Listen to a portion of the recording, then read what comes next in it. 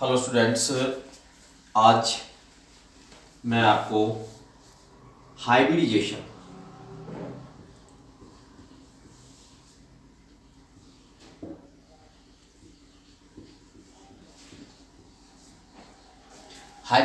कैसे किसी भी मॉलिक्यूल में हम कैसे निकालते हैं। बहुत एक सिंपल तरीका, बहुत आसान तरीका मैं आपको बताऊंगा कि हाइब्रिडाइजेशन किसी भी मॉलिक्यूल में परमाणु पर कैसे निकालते हैं।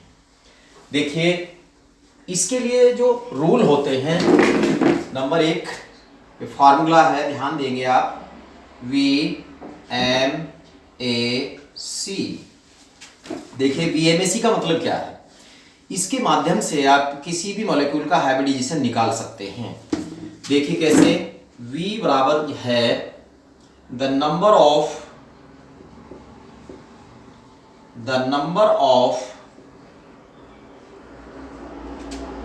इलेक्ट्रॉन outermost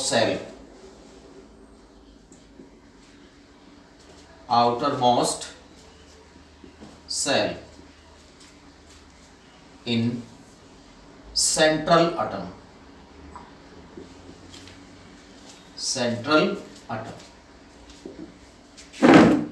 और m इक्वल टू है those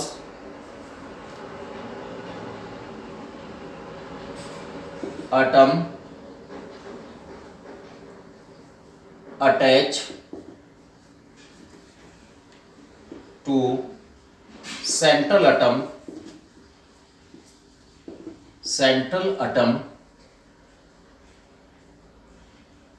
with one valency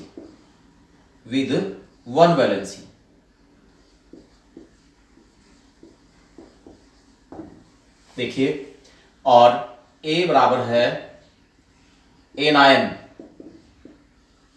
और C बराबर है केटायन। अब देखिए, यदि उदासीन मॉलिक्यूल है, नेचुरल मॉलिक्यूल है, उसके लिए हम कैसे निकालते हैं।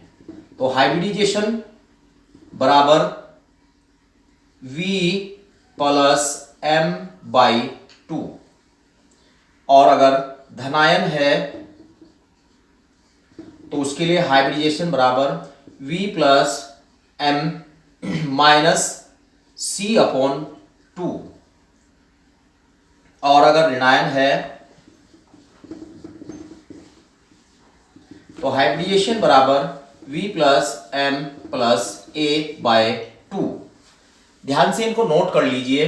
अब इसके माध्यम से मैं बताऊंगा आप लोगों को कैसे किसी भी मॉलिक्यूल में एटम पर या परमाणु पर कैसे हाइब्रिडाइजेशन निकाला जा सकता है। देखिए, V बराबर क्या है, VMAC के फार्मूला के अकॉर्डिंग चलेगा तो V बराबर होता है the number of electrons outermost shell in the central atom, यानी कि जो अणु हमें दिया है उसके केंद्रीय परमाणु की बाह्य कक्षा में कुल इलेक्ट्रॉनों की संख्या। M बराबर में परमाणु जो केंद्रीय परमाणु से जुड़े होते हैं जिनकी वैलेंसी 1 होती, केवल उनको लेते हैं।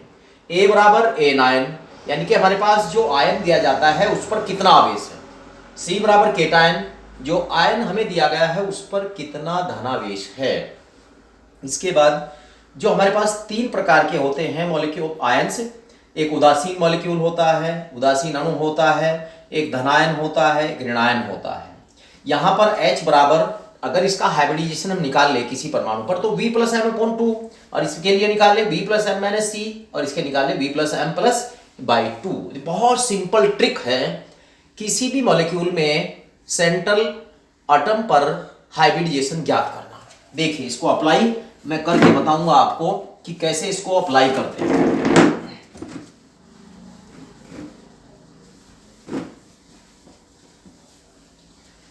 देखिए,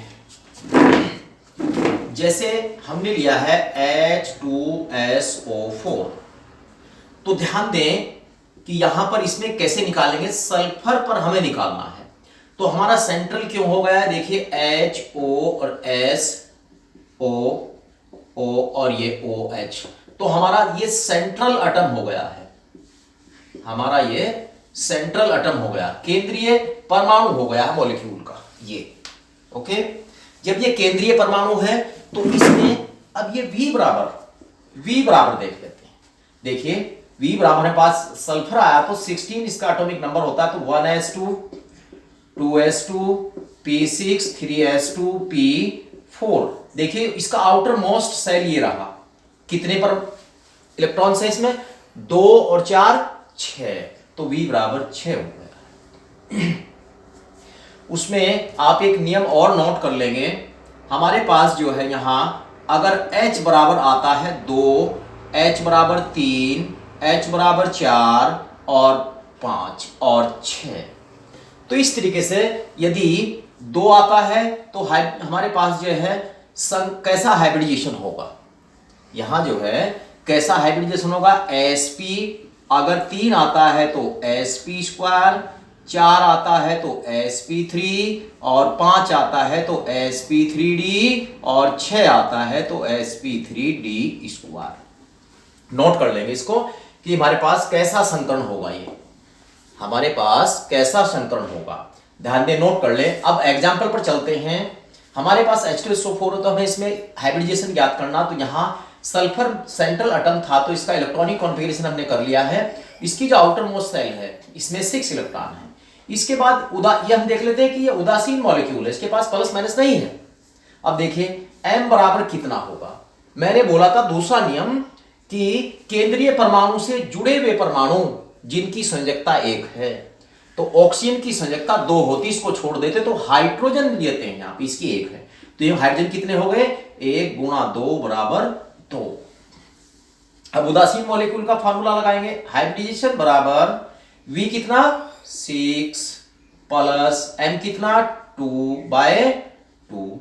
अब देखिए 6 और 2 8/2 बराबर 4। अब देखिए कहां है, ये हमारे पास 4 आया है तो इस पर हाइब्रिडाइजेशन sp3 है, ध्यान देंगे। अब इसके बाद मैं और एग्जांपल आपको बता रहा हूं, ये नोट कर लेंगे आप।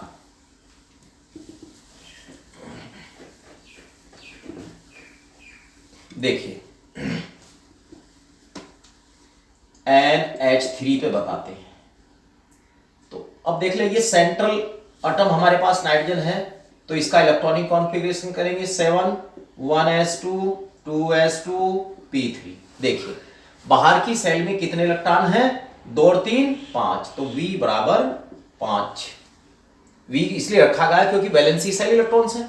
और m बराबर कितने हैं, हाइड्रोजन कितने 3, तो 3, तो यहां हाइब्रिडाइजेशन बराबर क्या हुआ 5 + 3/2, तो 8/2 बराबर 4। वो जो टेबल मैंने दी थी तो 4 बराबर किसके है sp3, तो यहां अमोनिया में नाइट्रोजन परमाणु पर sp3 हाइब्रिडाइजेशन है, ध्यान देंगे। और एग्जांपल बताता हूं आपको, जैसे PCl5, इसमें देखिए इसका कॉन्फ़िगरेशन करेंगे हम 15 1s2 2s2 p6 3s2 p3।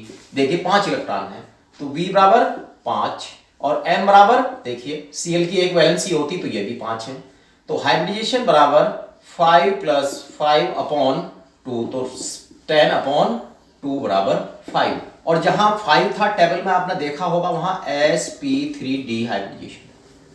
तो इस तरीके से मॉलिक्यूल में हम किसी भी परमाणु पर हाइब्रिडाइजेशन ज्ञात कर सकते हैं। अब एक एग्जांपल और बताऊं आपको मैं उदासीन का ही, फिर एक एक एग्जांपल में आपको ऋणावेश का बताऊंगा। देखिए ये है SF6, देखिए पहले ही देख चुके हैं, इसकी V बराबर 6 और m बराबर 6, ये 6 है क्योंकि इसकी वैलेंसी 1 है। देखिए अब हाइब्रिडाइजेशन बराबर 6 + 6/2 बराबर 12/2 बराबर 6, और 6 किसके बराबर होता है sp3d² के। इससे अगली जो वीडियो मैं आपको दूंगा उसमें वेस्पियर थ्योरी क्या बताती है, वो किसी भी मॉलिक्यूल की शेप को बताती है, उसकी चर्चा मैं अगले वीडियो में करूंगा। लेकिन यहां पर अब मैं बता देता हूं आपको धनायन के लिए, जैसे हमारे पास ये NH4+ है, इसमें आपको हाइब्रिडाइजेशन ज्ञात करना है, तो N का जो है V क्या हो जाता है, N के लिए V बराबर वही 5, और यहां पर हमारे पास जो है N की वैल्यू कितनी आई है 4 आई है, और यहां धनायन कितना आवेश है, +1 आवेश है, तो C बराबर हो जाता है 1। अब देखिए हाइब्रिडाइजेशन धनायन का बराबर V plus M minus C by 2 V का 5, M की वैल्यू 4, C की वैल्यू -1 बाय 2, कितना हुआ ये 8 बाय 2 बराबर 4। तो कैसा हाइब्रिडाइजेशन है, sp3 हाइब्रिडाइजेशन। अब एक मैं आपको जो है एनायन का बता दूंगा, देखिए CO3-2, देखिए कार्बन जो है सेंट्रल एटम है तो B बराबर 4 हो जाएगा क्योंकि इसकी बाह्य कक्षा में 4 इलेक्ट्रॉन है। अब यहां M बराबर 0 हो जाएगा क्योंकि ऑक्सीजन की वैलेंसी 2 है, जिसकी वैलेंसी 2 होती उसको नहीं लेते। अब यहां A बराबर कितना है, 2, देखिए A बराबर 2, एनायन ऋणावेश कितना है, 2 है। हाइब्रिडाइजेशन कैसे ज्ञात करेंगे, V plus M plus A by 2, ध्यान दें तो V का वैल्यू 4 प्लस 0 प्लस 2 बाय 2, तो ये हो जाएगा बराबर 6 बाय 2 बराबर 3। तो यहां 3 बराबर है, टेबल में दिया मैंने sp² संकरण, sp² हाइब्रिडाइजेशन। तो इस तरीके से हम हाइब्रिडाइजेशन ज्ञात कर सकते हैं। नेक्स्ट वीडियो में मैं आपको वेस्पर थ्योरी और किस तरह से किसी भी मॉलिक्यूल की शेप को हम बता सकते हैं। अब देखिए आप बहुत सारे मॉलिक्यूल के आप हाइब्रिडाइजेशन कैसे भी ज्ञात कर सकते हैं। और थोड़ा सा मैं बता दूं आपको, एक चीज और बता दूं साथ साथ की हाइब्रिडाइजेशन, जैसे हमारे पास ये कार्बन नंबर होते हैं तो कार्बन पर ये यहाँ पर CH3 लिया हमने, यहाँ पर CH लिया है और यहाँ डबल बॉन्ड है और यहाँ पर ये जो है ट्रिपल बॉन्ड C और CH है। देखिए अलग अलग मैं बताऊं, जहां पर कार्बन सिंगल बॉन्ड होगा तो वहां sp3 हाइब्रिडाइजेशन होगा, और जहां पर कार्बन कार्बन के बीच डबल बॉन्ड होगा वहां प्रत्येक कार्बन पर इस पर भी sp² है और इस पर भी sp² हाइब्रिडाइजेशन है। इसके बाद यदि C ट्रिपल बॉन्ड C है तो इस पर भी और इस पर भी sp और sp हाइब्रिडाइजेशन होगा। तो यहां ध्यान दें इस एग्जांपल में, इस पर sp3 हाइब्रिडाइजेशन है, डबल बॉन्ड है तो sp² है, यहां भी डबल बॉन्ड है तो sp² है, यहां ट्रिपल बॉन्ड है तो sp है और यहां ट्रिपल बॉन्ड है तो sp है। तो इस तरीके से हम हाइब्रिडाइजेशन बता सकते हैं।